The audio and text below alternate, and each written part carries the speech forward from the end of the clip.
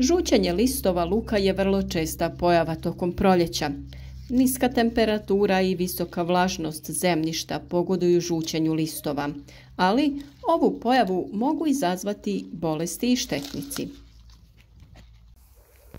Također, ova pojava se javlja i u plasteničkom uzgoju, jer je tokom zime izazov održavati idealne uslove. Vani su niske temperature, a unutra se uz prve zrake sunca temperatura diže i stvara kondenzacija i visok nivo vlage. Najviše utjecaja imaju vremenski uslovi, kvaliteta tla i količina hranjiva. Danas ćemo govoriti upravo o temi žućenja listova kod luka, a sve ostale savjete o njegovom uzgoju te uzgoju drugih biljaka potražite na našem kanalu. Biljke crvenog i bijelog luka su krajem zime i početkom proljeća vrlo osjetljive. Vrlo često na ozimim lukovima u ovom periodu primjećujemo simptome žućenja i propadanja listova. Ti simptomi mogu biti izazvani promjenom uslova, pojavom bolesti ili napadom štetnika. Rezultat žućenja listova luka može biti smanjen rast i prinos, ali i potpuno propadanje biljaka.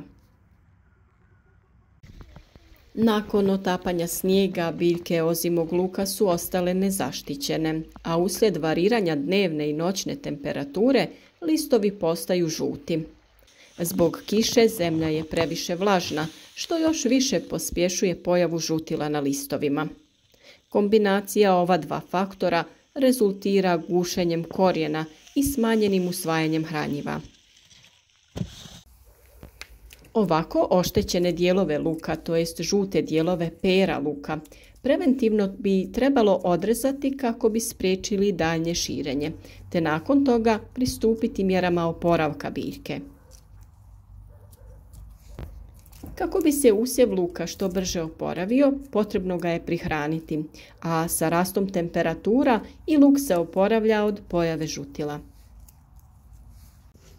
Vrlo je važno da kod ove prihrane koristite hranjiva koja su bogata fosforom i kalijem, a vrlo korisno hranjivo je ono napravljeno od pepela.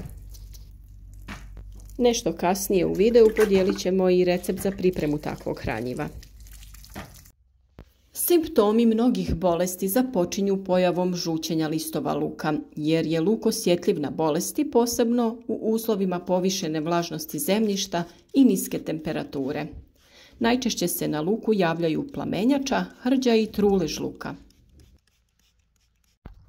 Plamenjača luka je najčešće oboljenje koje se brzo širi. Bolest se javlja na crvenom luku, bijelom luku, poriluku i luku vlascu. Prvi simptomi se uočavaju na listovima, a u povoljnim uslovima simptomi se šire i na lukovicu. Simptomi na listovima su najbolje vidljivi u jutarnjim satima kada se zbog vlage formira tamna prevlaka na listovima. Ti listovi se savijaju, gube boju i tokom vremena se suše. Optimalan uslov za razvoj bolesti je temperatura do 10 stepeni Celzijusa uz povišenu vlažnost. Spore gljivice se šire pomoću vjetra i zbog toga je potrebna veća udaljenost parcela pod lukom. Kako bi spriječili širenje ovog oboljenja, potrebno je barem jednom sedmično pregledati usjev luka. Ukoliko su uslovi optimalni, pregled obavite i češće. Hrđa luka se najčešće javlja kada je vrijeme kišno i vlažno tokom dužeg perioda. Najčešće se javlja na bijelom luku i poriluku. Simptomi se javljaju na listovima luka u vidu hrđavih pjegica koje kasnije pocrne. Bolest se dosta brzo širi. Napadnuti listovi se suše što umanjuje prinos. Spore se također prenose vjetrom, kišnim kapima i preko insekata. Pojavi i širenju hrđe luka pogoduje i pretjerana gnojidba dušičnim gnojivima. Kod viška dušika u ishrani slabi mehanička struktura listova. Oni su mekši i gljivica lakše prodire u tkivo lista. Trule Trulež luka izazivaju brojne gljivice, a za sve je zajedničko da izazivaju oboljenje koje se može pojaviti u bilo kojem razvojnom stadiju luka, ali i tokom skladištenja. Simptomi se najčešće manifestiraju vodenastim pjegama u području vrata. Vrlo često pojava ovog oboljenja prođe neprimjećeno i do razvoja bolesti dolazi tek na uskladištenim glavicama luka. Za početak, najvažnije mjere borbe protiv ovih bolesti su preventivne mjere. Kod sjetve je važno odabrati otporne sorte. Obratite pažnju na gnojidbu, ne pretjerujte sa dušičnim gnojivima.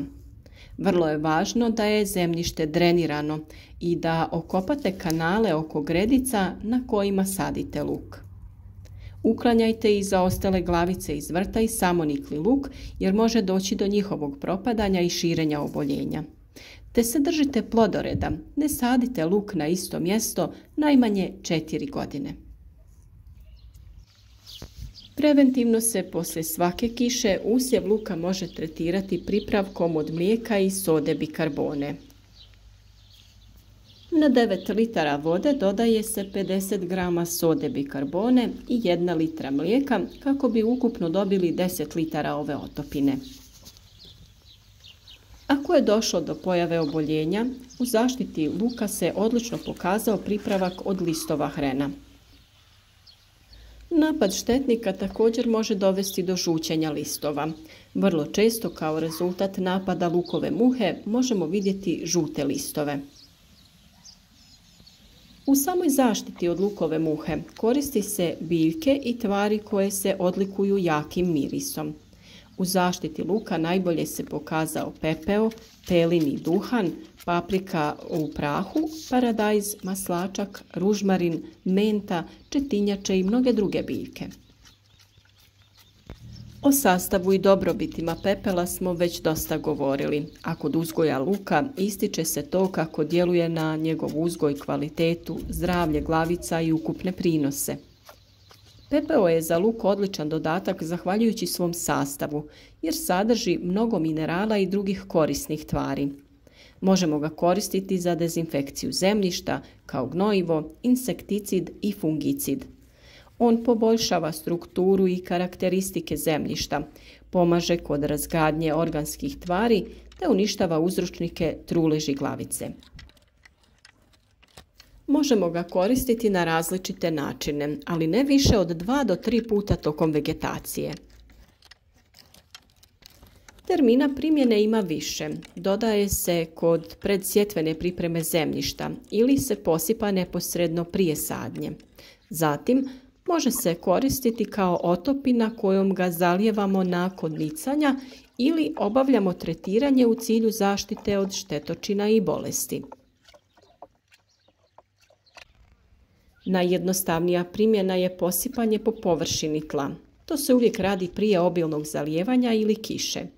Na 1 metar kvadratni dovoljno je oko 100 grama pepela. Prije sadnje može se posuti po pripremljenoj gredici i ravnomjerno rasporediti. Potrebno je nakon toga zemlju dobro izmiješati kako bi se pepeo što bolje aktivirao nakon zalijevanja. Još jedna mogućnost je da pripremite otopinu za zalijevanje. Potrebno je 250 grama pepela koji se otopi u 10 litara vode. Sve se dobro promiješa i ostavi na sobnoj temperaturi nekoliko dana. Nakon toga može se koristiti za zalijevanje. Na ovaj način prihranjujemo lukovice i dajemo neophodne nutrijente kako bi se zdravo razvijale i bile otpornije na napad štetnika i bolesti. Vrlo je važno pravilno odraditi pripremu sadnog materijala kako bi cjelokupni uzgoj bio što uspješniji. U jednom od prethodnih videa smo pričali o tome kako se može dezinficirati sjeme luka prije sadnje kako bi bilo otporno. O uzgoju crvenog luka smo često govorili. Postoje različiti načini uzgoja, načini sadnje, prihrane i vrijeme kada luk uzgajamo. Jedno često postavljeno pitanje je kada je bolje posaditi luk, na jesen ili na proljeće. Na ovo pitanje nema jedinstvenog odgovora i to ovisi o mnogim faktorima, poput onih u kojem se dijelu zemlje nalazite, kakvo tlo imate, kakve su klimatske prilike karakteristične za vaš kraj. Tako imamo situaciju da jedni sav luk sade na jesen, oktobar, novembar, dok drugi sade luk na proljeće u martu do maja.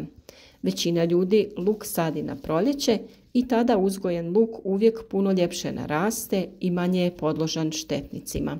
Ali opet i to zavisi o tome gdje živite i uslovima koji tu prevladavaju. Ukoliko sami ne znate kada će to biti najbolje kod vas, najbolje je da napravite višegodišnji pokus, pa dio iste vrste luka sadite na jesen, dio na proljeće i bilježite razlike u rastu i urodu. Naime, zapažanja samo jedne godine nisu dovoljna jer nije svaka godina ista. Isti rezultat bi morali dobiti tokom više godina da bi bili sigurni u zaključak.